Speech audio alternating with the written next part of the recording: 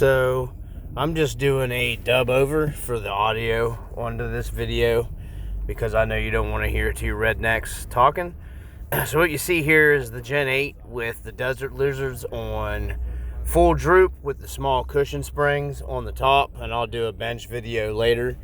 That's basically, I haven't added any more weight to this truck, just the proper setup on the Desert Lizards.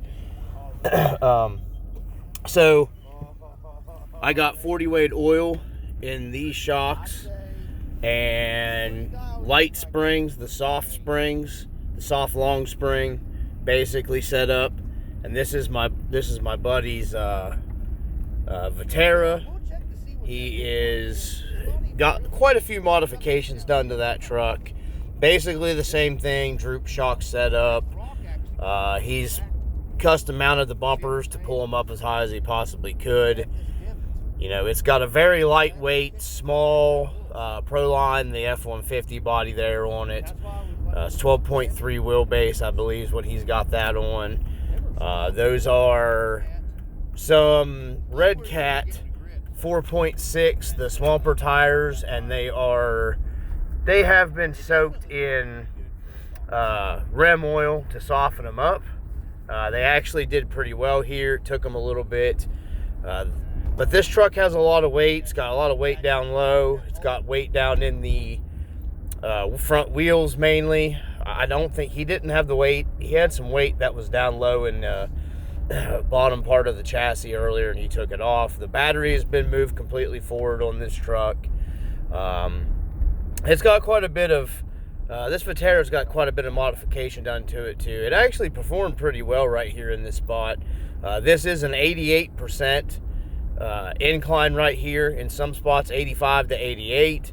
So it's not like a super easy, you know, climb to get up right here. This is where we run a lot here on this spot because it's a good spot to judge, to do your, you know, your setting up when you make changes to see if you get an improvement or not. That's why we run here a lot.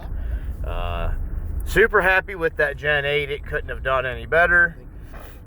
Very happy with how the Gen 8 is performing. I'm not going to change a whole lot anything else on it. The Gen 8 will get some lighter shock oil.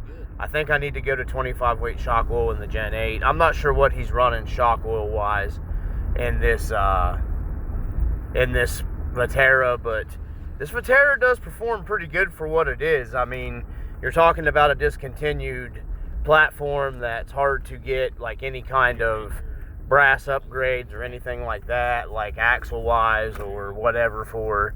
So yeah, I was pretty impressed with this, how it performed. You'll see here, he will make it up the rock. He does make it. You can see with the ease of my Gen 8 setup, you know, I didn't really struggle with the climb there at all. And that was the 85 to 88% incline I went up with that Gen 8. And you can see he's finally getting up there. This is just our little test and tune thing here, but I'm super impressed with the Gen 8.